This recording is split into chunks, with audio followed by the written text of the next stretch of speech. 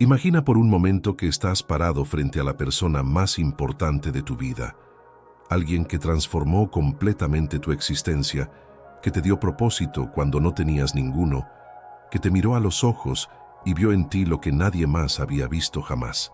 Ahora imagina que en el momento más oscuro de su vida, cuando más te necesita, cuando el mundo entero se vuelve contra él, tú te acercas y dices las palabras más frías que pueden salir de tus labios. No lo conozco. 3 veces. 3 puñaladas directas al corazón de quien más amabas. ¿Podrías vivir contigo mismo después de eso?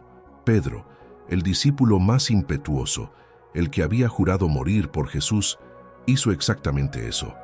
Y lo que la psicología moderna ha descubierto sobre este momento puede cambiar completamente la forma en que entiendes el comportamiento humano bajo presión extrema. La noche comenzó con una promesa. Jesús acababa de lavar los pies de sus discípulos en un acto de humildad que los dejó sin palabras. La atmósfera en ese cuarto era densa, cargada de una tensión que nadie podía explicar completamente. Jesús sabía lo que vendría, podías verlo en sus ojos, en la forma en que miraba a cada uno de sus seguidores, como si estuviera memorizando sus rostros para la eternidad, y entonces lo dijo, palabras que cortaron el aire como un cuchillo afilado. Todos ustedes me abandonarán esta noche. El silencio que siguió fue ensordecedor. Imagina estar en esa habitación, escuchar esas palabras salir de la boca de alguien que nunca había mentido, que nunca había fallado en sus predicciones.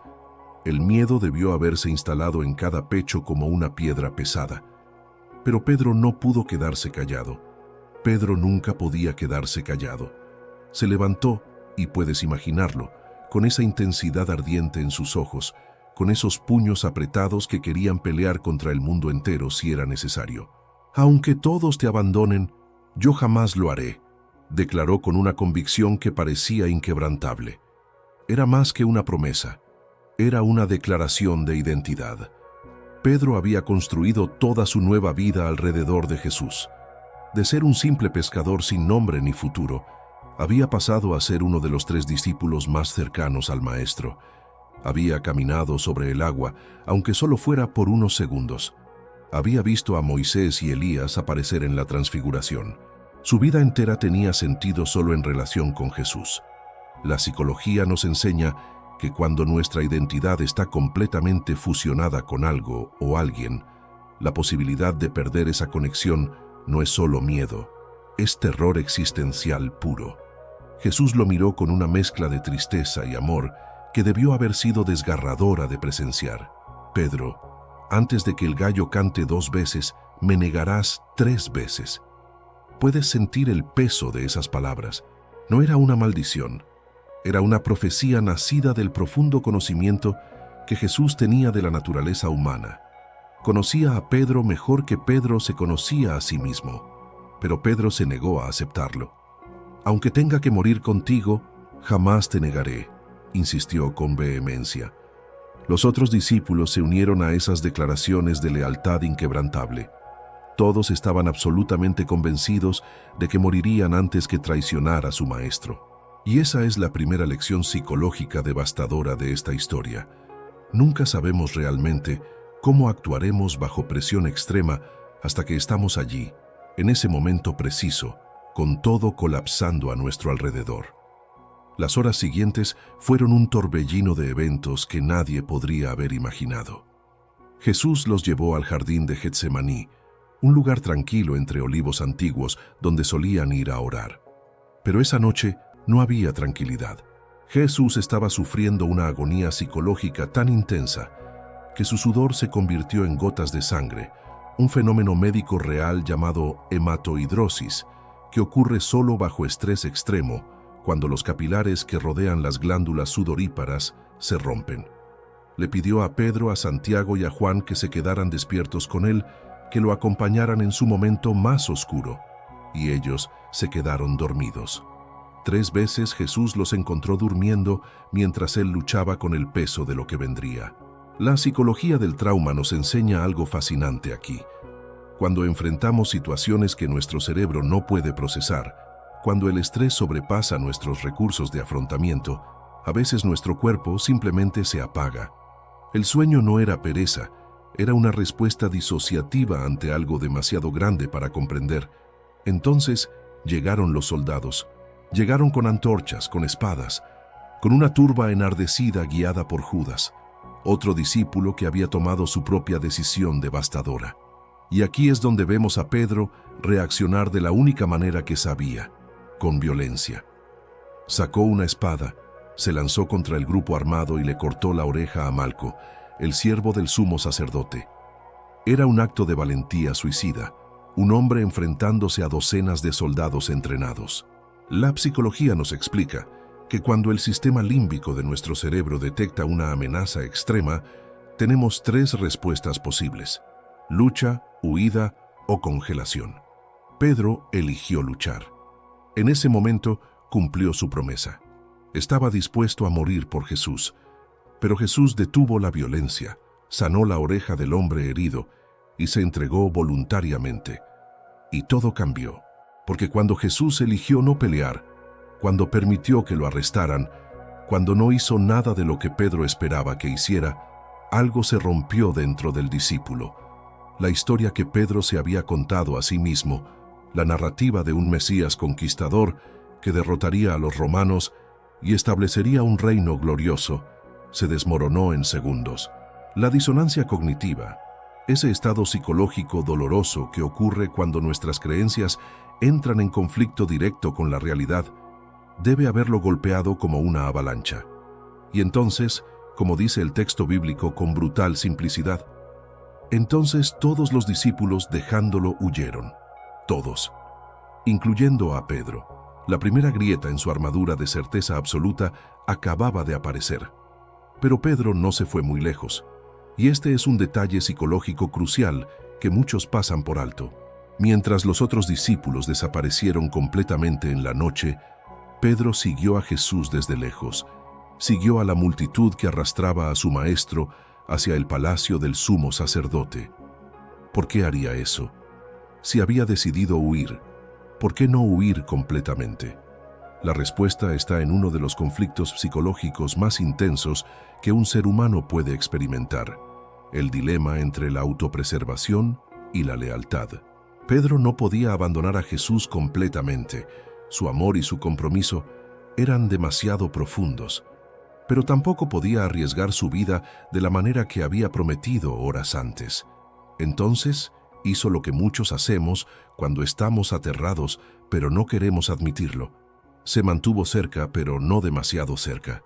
Lo suficientemente cerca para sentir que estaba cumpliendo alguna versión diluida de su promesa, pero lo suficientemente lejos para estar seguro. Entró al patio del sumo sacerdote. Era de noche, hacía frío, y había una fogata encendida en el centro donde los guardias y los sirvientes se calentaban las manos mientras esperaban el desarrollo del juicio ilegal que estaba ocurriendo adentro. Pedro se acercó a ese fuego. Piensa en la escena por un momento. La luz parpadeante iluminando rostros desconocidos, las sombras moviéndose en las paredes de piedra, el sonido de conversaciones en voz baja mezclándose con el crepitar de las llamas. Pedro estaba en territorio enemigo, rodeado de personas que acababan de arrestar a Jesús, intentando parecer invisible mientras su corazón latía tan fuerte que seguramente pensaba que todos podían escucharlo. La psicología de la infiltración nos enseña que cuando intentamos escondernos a plena vista, nuestro nivel de estrés se dispara. El cortisol inunda nuestro sistema. Nuestra amígdala está en alerta máxima. Cada pequeño ruido se siente como una amenaza mortal. Y entonces sucedió. Una criada, una joven que probablemente servía en ese lugar, lo miró directamente. La luz del fuego iluminó su rostro y ella lo reconoció. «Tú también estabas con Jesús el Nazareno», dijo. No era una acusación formal, no estaba llamando a los guardias, simplemente era una observación. Pero para Pedro, en ese estado de hipervigilancia, debe haber sonado como una sentencia de muerte. Su cerebro entró en modo de supervivencia absoluta, y las palabras salieron de su boca antes de que pudiera pensarlas conscientemente. «No lo conozco, ni sé lo que dices». Primera negación. Las palabras quemaron su garganta mientras las pronunciaba. Puedes estar seguro de eso. pero las dijo, y la criada se alejó. Pedro se movió. Se fue hacia la entrada del patio, tal vez pensando que era hora de irse, que había presionado demasiado su suerte. Pero allí, otra criada lo vio. «Este es uno de ellos», dijo a los que estaban cerca. Y Pedro lo negó nuevamente, esta vez incluso con un juramento, añadiendo peso y convicción a su mentira para hacerla más creíble. «No conozco a ese hombre». Segunda negación.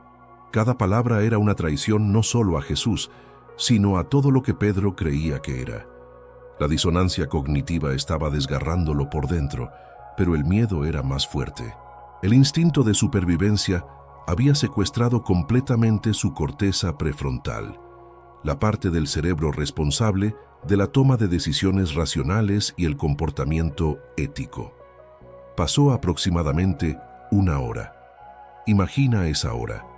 60 minutos de Pedro parado allí, probablemente sin moverse mucho, con cada músculo de su cuerpo tenso, tratando de decidir si quedarse o irse, incapaz de hacer ninguna de las dos cosas. El tiempo debe haberse arrastrado como años. Y luego un grupo de personas se le acercó. Esta vez no era solo una persona, era un grupo, y estaban seguros. «Verdaderamente tú eres uno de ellos, pues eres Galileo, y tu manera de hablar es semejante a la de ellos». El acento de Pedro lo había delatado. No importaba cuánto intentara esconderse, su forma de pronunciar las palabras, las cadencias específicas de su región, lo habían identificado tan claramente como una huella digital. Y aquí es donde Pedro llegó a su punto más bajo. Comenzó a maldecir y a jurar. Invocó juramentos, llamó a Dios como testigo de su mentira. «No conozco a este hombre de quien hablan». Tercera negación, esta vez con toda la fuerza de su desesperación. Acababa de usar el nombre de Dios para negar a Dios encarnado. La ironía era tan oscura, tan profundamente trágica, que casi duele contemplarla. Y justo en ese momento, mientras las palabras todavía resonaban en el aire frío de la noche, un gallo cantó. El segundo canto del gallo, exactamente como Jesús había predicho. El sonido debe haber atravesado a Pedro como una flecha. Todos los sonidos del patio, todas las conversaciones, todo el caos desapareció y solo existía ese canto. Y en ese preciso instante Jesús pasó cerca. Estaban trasladándolo de una parte del juicio a otra, y su camino cruzó el patio donde Pedro estaba parado. Sus ojos se encontraron. Imagina esa mirada. Jesús, con el rostro golpeado, sangrando, humillado, condenado injustamente, miró directamente a los ojos de Pedro. No había enojo en esa mirada. El texto no menciona reproches, no menciona decepción, al menos no del tipo que destruye. Lo que había en esa mirada era algo mucho más profundo y mucho más doloroso. Era comprensión. Jesús sabía, siempre había sabido. Y en ese momento, Pedro recordó las palabras. «Antes de que el gallo cante 2 veces, me negarás 3 veces». Pedro salió de allí y lloró amargamente. Las palabras en el original griego son aún más intensas. Lloró abundantemente. No fueron lágrimas silenciosas de arrepentimiento reflexivo. Fue un colapso emocional completo. Los sollozos incontrolables de un hombre cuya identidad entera acababa de ser destruida. Porque Pedro acababa de descubrir algo aterrador sobre sí mismo, que bajo suficiente presión era capaz de traicionar lo que más amaba, que sus promesas grandiosas eran papel en el fuego, que no era el héroe invencible que creía ser. Era solo un hombre asustado que eligió su propia vida sobre la verdad, y esa revelación lo destrozó. Ahora, analicemos esto desde la perspectiva de la psicología moderna, porque lo que le sucedió a Pedro no es único, es profundamente, terriblemente humano. Primero consideremos el fenómeno del exceso de confianza. Los estudios psicológicos han demostrado una y otra vez que los seres humanos somos notoriamente malos para predecir nuestro propio comportamiento en situaciones de alto estrés. En un estudio famoso, cuando se les preguntó a las personas si ayudarían a alguien en peligro, más del 80% dijo que definitivamente lo harían. pero cuando se recrearon situaciones reales de emergencia, solo un pequeño porcentaje realmente intervino. Pedro sufrió de este mismo sesgo cognitivo. Estaba absolutamente convencido de que moriría por Jesús, porque nunca había estado realmente en una situación donde esa elección fuera real y concreta. Es fácil ser valiente en teoría. Es infinitamente más difícil serlo cuando hay soldados romanos que pueden crucificarte de la misma manera que están crucificando a tu maestro. Segundo, el efecto del espectador y la presión social. Cuando Pedro hizo su primera negación, estaba rodeado de personas hostiles a Jesús. La psicología social nos enseña que somos criaturas profundamente tribales. Nuestro cerebro está programado para buscar aceptación del grupo, porque durante millones de años de evolución, ser expulsado del grupo significaba muerte casi segura. Cuando estamos rodeados de personas que piensan de cierta manera, nuestro cerebro experimenta una presión tremenda para conformarse. Pedro estaba completamente solo, en territorio enemigo, rodeado de personas que querían ver a Jesús muerto. Cada fibra de su sistema nervioso le gritaba que se adaptara, que se mimetizara, que sobreviviera. Y él cedió a esa presión, no porque fuera débil en algún sentido moral absoluto, sino porque estaba experimentando lo que los psicólogos llaman presión situacional extrema. Tercero, el agotamiento de la fuerza de voluntad. Pedro había pasado por una noche imposible. Había presenciado la agonía de Jesús en el jardín. Había luchado físicamente contra los soldados. Había corrido por su vida. Había seguido furtivamente a través de las calles oscuras de Jerusalén. Había entrado en un lugar peligroso donde cada segundo podía ser descubierto. Su cortisol y adrenalina habían estado en niveles máximos durante horas. La investigación moderna sobre la fatiga de decisión nos muestra que nuestra capacidad para tomar decisiones éticas y resistir tentaciones se agota con el uso, como un músculo que se cansa. Cada decisión difícil que tomamos consume recursos mentales. Para cuando Pedro enfrentó esas acusaciones directas, estaba funcionando con reservas vacías.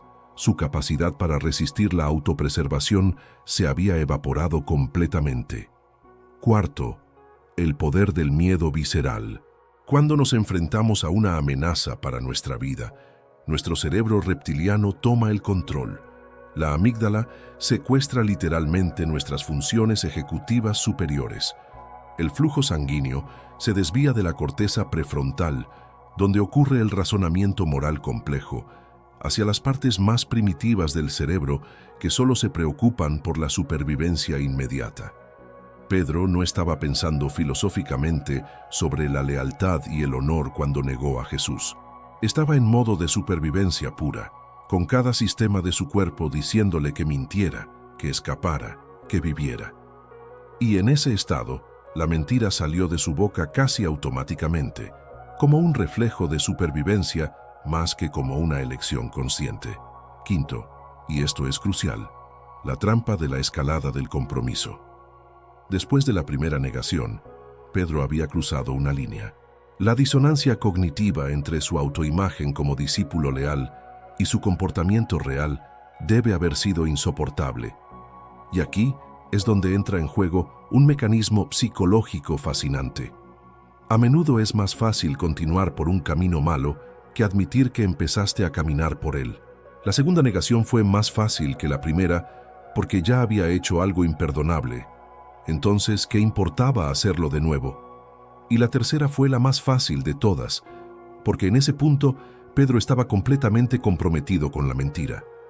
Admitir la verdad en ese momento no solo habría significado arriesgar su vida, habría significado admitir que las dos negaciones anteriores habían sido cobardes y traicioneras. Entonces continuó cavando el hoyo más profundo, esperando de alguna manera llegar al otro lado. Pero aquí está la parte más devastadora y más hermosa de toda esta historia. Jesús sabía que todo esto sucedería y amó a Pedro de todos modos. No solo lo amó antes de la traición, no solo lo amó después del arrepentimiento, lo amó durante la traición misma. Esa mirada que compartieron en el patio no fue de condenación, fue de reconocimiento. Jesús estaba diciendo sin palabras: sé lo que acabas de hacer, sé quién eres realmente, y todavía te amo, todavía hay esperanza para ti. Y esa mirada fue lo que rompió a Pedro completamente, porque el juicio lo habría podido soportar, lo habría merecido. Pero el amor incondicional en medio de su peor momento, eso era insoportable en el mejor sentido posible. Los días siguientes debieron haber sido un infierno psicológico para Pedro. Jesús fue crucificado. Murió de la manera más horrible y humillante que los romanos habían diseñado.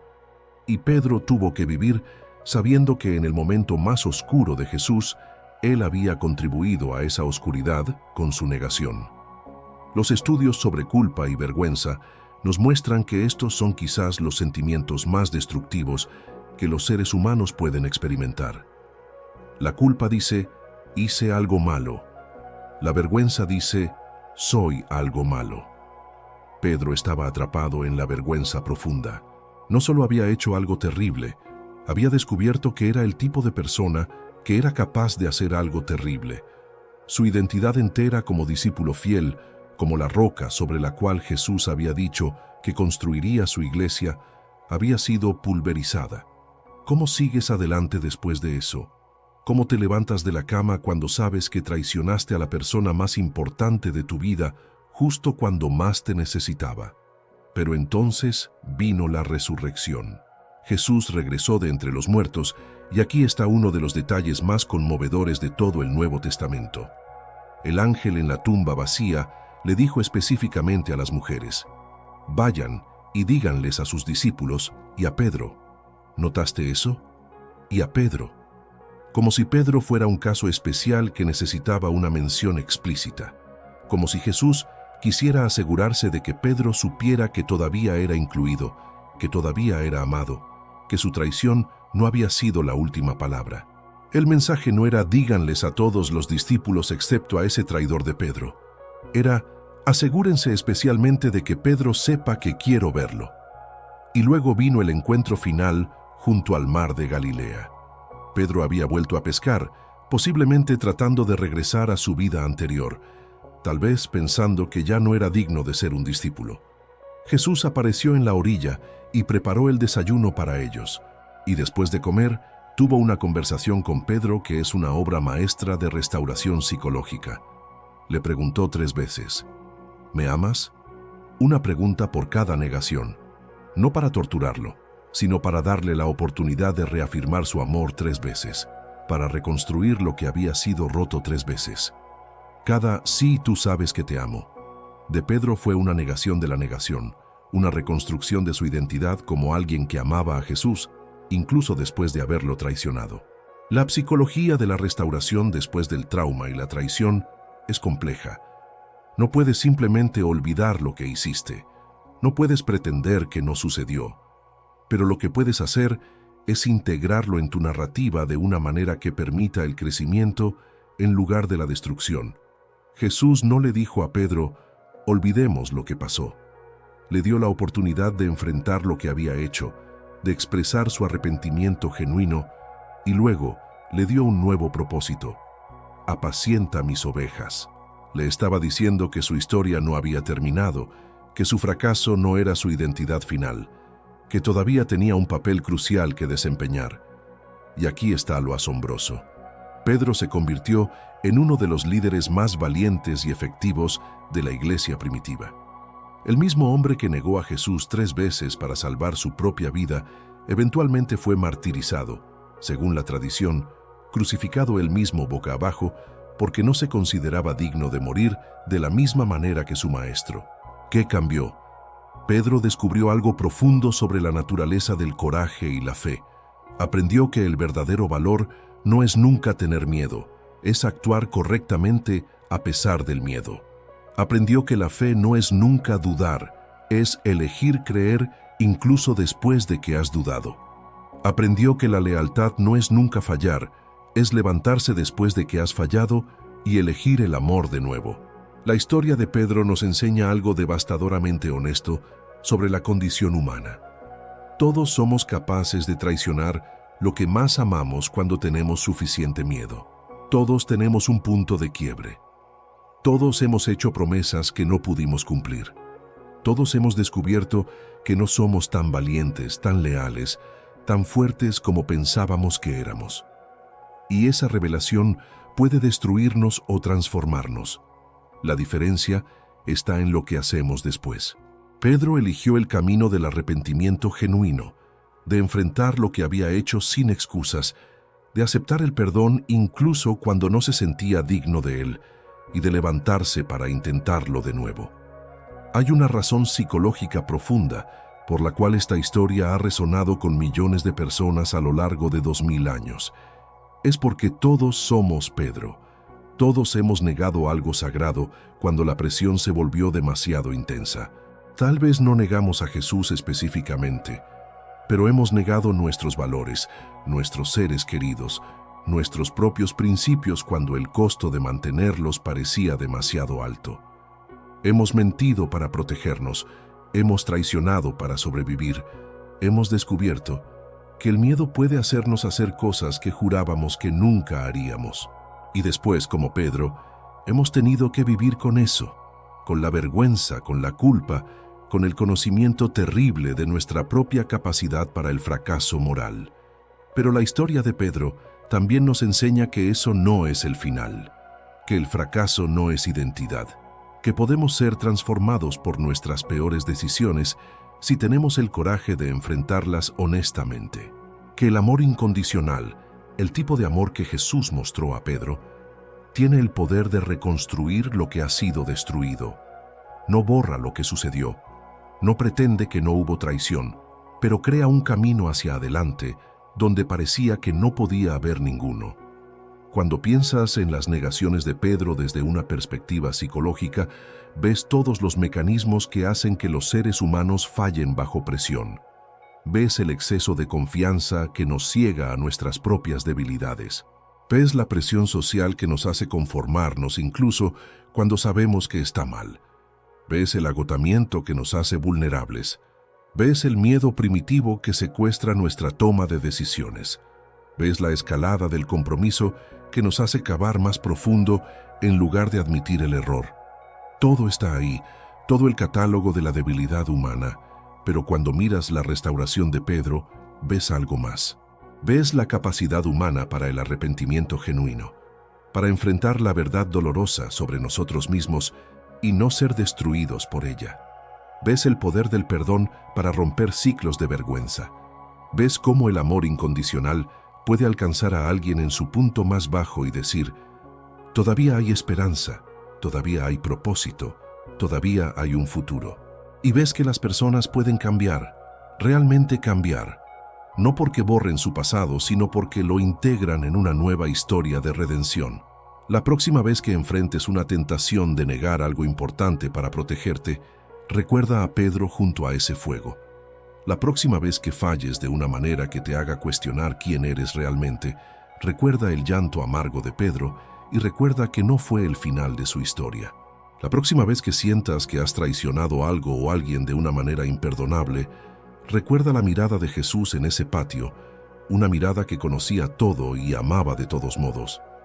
Y la próxima vez que veas a alguien más fallar, especialmente después de que haya hecho grandes promesas, tal vez puedas tener un poco más de compasión, entendiendo que todos llevamos dentro el mismo potencial para la traición bajo suficiente presión. Pedro negó a Jesús no porque fuera fundamentalmente malo, sino porque era fundamentalmente humano. Y tal vez esa sea la lección más importante de todas, que reconocer nuestra humanidad, con todas sus fallas y miedos, es el primer paso hacia la verdadera transformación. Porque solo cuando dejamos de fingir que somos invencibles, solo cuando admitimos que tenemos puntos de quiebre, solo cuando aceptamos que somos capaces de fallar, podemos realmente comenzar el trabajo de convertirnos en las personas que queremos ser. No a través de la fuerza de voluntad pura o promesas grandiosas, sino a través del ciclo honesto de intento, fracaso, arrepentimiento, perdón y nuevo intento. Una y otra vez, hasta que el patrón de nuestra vida se convierta en uno de crecimiento, en lugar de uno de estancamiento en la vergüenza. La historia de Pedro es una historia de esperanza brutal y honesta. Es brutal porque no endulza la traición, no la minimiza, no la excusa. Pedro hizo exactamente lo que Jesús dijo que haría de la manera más dolorosa posible. Pero es esperanza porque muestra que incluso después de eso, incluso después de la peor traición en el momento más crucial, la historia puede continuar. Puede haber restauración, puede haber propósito, puede haber transformación, no porque el fracaso no importara, sino porque el amor resultó ser más fuerte que el fracaso. Y tal vez, solo tal vez, cuando te encuentres en tu propio patio, con tu propio fuego ardiendo, enfrentando tu propia elección entre verdad y supervivencia, recuerdes que lo que hagas en ese momento no tiene que definirte para siempre. Que si caes, puedes levantarte. Que si niegas, puedes reafirmar. Que si traicionas, puedes ser restaurado. No fácilmente, no sin dolor, no sin enfrentar honestamente lo que has hecho, pero es posible. Pedro es la prueba de que es posible. Y 2000 años después, su historia sigue diciéndonos a todos los que tenemos miedo de nuestras propias debilidades: hay esperanza, incluso para nosotros, especialmente para nosotros, porque reconocer que somos capaces de fallar es el primer paso para construir el tipo de vida que no queremos negar.